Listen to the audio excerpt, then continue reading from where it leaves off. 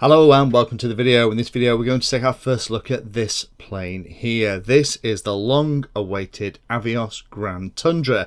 Now this was previewed by Stuart as he was leaving Hobby King about a year ago, and for those of you that have been watching the channel for a long time, you'll know that my two favourite planes from Hobby King are the 1300mm Tundra, the smaller brother of this now, and also the Night Walrus, and those are the two that get flown all the time. Now I'm actually going to put the Bushmule, which is a pretty big model in its own right, by the side of the Grand Tundra to give you an idea of how big this is. Because until I pop my Tyrannus by the side of it, it's hard to actually gauge how big this thing is, because when you're stood a little bit further away, it just looks like a Tundra, and that's kind of exactly the point. It's a bigger, more powerful version of the Tundra that any of us Tundra owners know and love so well. So in this video what we'll do is we'll go through some of the specs, talk about the unboxing and the build process, talk a little bit about the setup and what it's like to fly.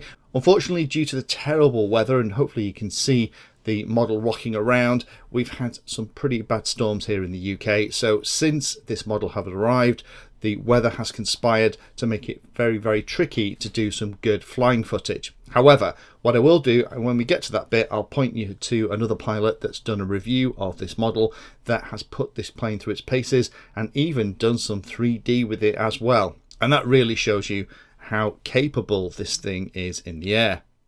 So let's first of all go and look at the specifications of this thing.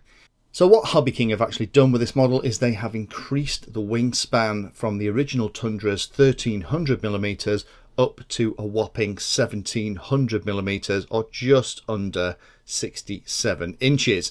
Length is about 1260mm.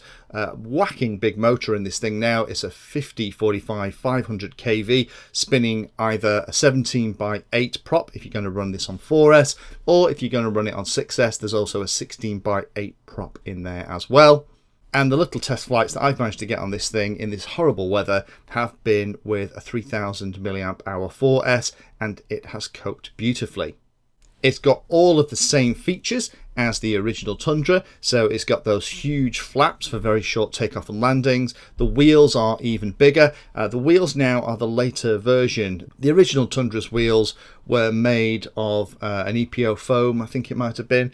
These are the real kind of sprung foam version. So let me just show you how this thing comes in the box. And again, because of its size, the box is pretty big. And as you can see for this photo, you are going to have lots of room to build this thing. Now for the bigger models, I end up having to commandeer the dining room to build these planes, but this one was probably at the limit of what I could move around, and I kept catching the light fitting as I was moving the plane around the room with the wings on because of its size.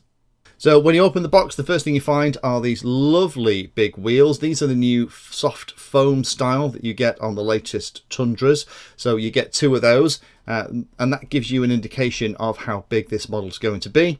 Then you get your box of bits. Inside the box of bits are the two props, depending on whether or not you want to go 4 or 6S. In my humble opinion, 4S is more than enough. 6S will make this plane perform like a sports plane. Then there are all of the pieces to connect all of the linkages together. And then you have a very big bag of coated metal parts that are actually the sprung suspension that we looked at the beginning. Now this initially looked like overkill when I was starting to put this together, and there are a couple of elastic bands in here that go and provide the spring in here, but once I started putting the model together, I realised that the undercarriage had to be this beefy, because it is an impressive model when it goes together. There's also some improvements as well. This is the spar for underneath the wings to support them to the bottom of the plane. We have the rear tail wheel as well. This appears a little bit small, but actually works beautifully on the plane for steering on the ground. Then you've got the tail feathers, that's the rear vertical one. Pretty decent size. Let me just grab an EFX racer just to give you an idea of how big these pieces actually are. So the vertical stabilizer from this model is a little bit bigger, but held on with plastic mounts, and a screw goes into the bottom to stop it popping out of those mounts when you put it onto the tail part of the vehicle. And that's also where you're going to connect the steerable tail wheel into as well, using the couple of springs that come provided as part of the kit. Just like we've seen on lots of Hobby King models already, the horizontal stabilizer and back part of the tail are all fitted together to go through the fuselage. Here is the Fpv Canopy Mount. Nice to see here they've actually got a cutout for a 9-gram servo. So if you wanted to put in a simple little pan gimbal, that would be very easy to do. Then we have the two wings themselves. You're going to have to install the linkages yourself, but everything else comes pre-installed with the exception of the Vortex Generators that go along the leading edge. But all the servos are in here, all the hardware, and we have the landing lights at the front that can be controlled by the receiver. And then we have the navigation lights at the ends of the wings that are lit up automatically when power is applied. Again, as always, work the hinges, the foam hinges on here, and make sure that they are nice and loose before you carry on. And you can see all of the pre-cut slots for the Vortex Generators. So let me put that to one side. So the wings are very similar to the original Tundra. And then we have the main body piece itself, currently available in two colours.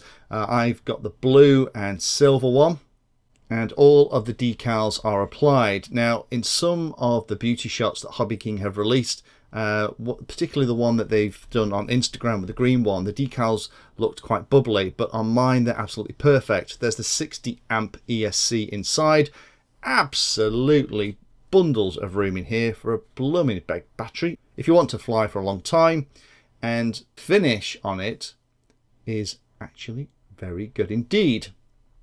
Everything's already applied. The application of the decals is fantastic, and all of the plastic pieces are already installed. There's the light at the front of the tail, and then as well as the hatch at the front, then you have the hatch at the top. This is perfect to get in to wire up your receiver. Putting it together is a piece of cake. It's exactly the same as the smaller Tundra. The only extra things that you have to do on this one over building the smaller Tundra model is there's an extra connection for the landing light. You could slave those for when you drop the flaps. There's also the landing gear that has to be put together. That took me a little bit of time to figure it out. And on one arm of my landing gear, there was a little bit of overspray that actually went out onto the axle. But a quick scrape with an X-Acto took that off and everything went together beautifully. And the longest thing to do here was actually to glue on the Vortex Generators. Now, checking with Hobby King, it sounds like this is one of the things that changed. The model that we saw from Stuart was a very early pre-production model. This one has gone through a number of revisions, and the Vortex Generators is actually part of the reason why we've had to wait. The Vortex Generators on the one that Stuart showed were 3D printed, where this one they are moulded, and there's also these little dinks along the top wing that you have to pop them into. I used a little dab of epoxy on each of those, and the Vortex Generators do seem to make a massive difference in the speed envelope of this thing, because although it's huge, it will fly unbelievably slowly, especially if those flaps are dropped as well. The setup is very simple, exactly the same as the other Tundra models. And then for a demo of this thing in action, I would point you towards another video by Tom DeWert, that's WEERDT. He has done a fantastic video flying this thing around and essentially doing some 3D, even a bit of prop hanging with a 4S battery on this model. So in summary, what do I think? It's like the Tundra, but bigger. It's got the same short takeoff and landing, it's got the same reversing ESC, it can do pretty much everything that the original Tundra can, and it runs on less than perfect turf with those blooming big wheels. So even turf that might have caused the original Tundra to stutter a little bit, this bigger bad boy won't care at all. It has a huge speed envelope and is very, very easy to fly. It looks like they've changed the geometry of the wing very slightly, and those Vortex Generators are providing a huge amount of lift even at very small speed. So if you are used to a Tundra, or you like the way that a Tundra flies, then this will give you all of that ability and a little bit more at either end too. The fact that you can do something like prop hanging this thing off a 4S battery, and you can also fly it around at walking speed, just shows you how versatile it is. It is nicer to fly, in my opinion, than the original Tundra. And for some of you who already have a Tundra, you'll find that hard to believe. But because this is so much bigger and it has so much more mass and weight, it is unbelievably stable. So this model is easy to fly, and while I'd probably not recommend it as the first ever plane that you bought, so if you're a less experienced pilot with this plane, then it'll still feel very good to fly. The setup and build are very straightforward. Again, just make sure you've got tons of room, particularly when you start getting the wings on. The wings will remove, they're held on with those little P-clips underneath and with 2 bolts at the top. I do wish that the bolts that hold the wings in had some kind of quick release mechanism to make it easier to transport the plane. It's not a big heartache to pop these 4 screws out and the 2 P-clips underneath the wings to be able to remove them. It's just, for me, transporting it, because it is so big, just means I have to remember to put that little Phillips screwdriver in the bag. The navigation and landing lights are really cute touches, and the foam wheels and that sprung all-metal landing gear seem to work really well. The spring of the landing gear is actually done with a couple of elastic bands, and when I initially started putting this together, I thought it's not going to need both of these big elastic bands, but you know what? It absolutely does. With just one elastic band, the weight of the plane will actually cause the landing gear to splay out either side. I do also like the fact that they've included the Fpv mount as well. To be honest, this plane looks so fantastic and it's so big. The line of sight flying is very easy. It's not something that I've personally done yet, but it's definitely on my list. So a couple of things to be aware of if you're thinking about this. First of all is, do think about that size. If you're not used to 1700mm models, then it is big. You're going to have room to build this thing, set it up. You're also going to have a pretty decent flying field. You can absolutely fly this model in the same space that you'd fly its little brother. It feels weird calling the standard 1300mm Tundra a little brother, but if you can fly the Tundra in a space, you can fly this in the space too, because of that very small envelope. But because of its size and because of its stability, you can push it a little bit further out and still have a comfortable line of sight flying experience. There is an XT90 power connector on that 60 amp speed controller, and again that speed controller has the same reverse function that the other Tundras do as well. So be aware of that. A lot of the really big batteries that Hobby King are selling now are XT90. I guess that's why they've done it. Unfortunately, all of my bigger batteries seems to be XT60, so I ended up having to use an adapter, and that's worked fine. Skis and floats are optional in this model. Shown in the unboxing, you don't get them. With the early Tundras in particular, you tended to get the floats as well, so think about that. This would make a fun model on snow or on water. And the last point is, it's about £100 more than the 1300mm Tundra. Now, again, the Tundra is one of my all-time favourite planes from Hobby King, and is a fantastically versatile plane. It's slightly easier to transport, it's an amazing flyer, it will support both beginner and more experienced pilots, and the majority of features that are on this model are also available on that one too. So I guess the question is whether or not now, if you're in the market for a Tundra, do you go for the 1300 at about £150, or do you save your pennies a little bit more and go for the Grand Tundra at about £250? Having flown both, I think it will boil down to the size of flying field and areas that you can get into. If you're talking about large park size, then I would go with the standard Tundra. If you have anywhere that's a little bit bigger to fly, then I personally would plump for the Grand Tundra every time.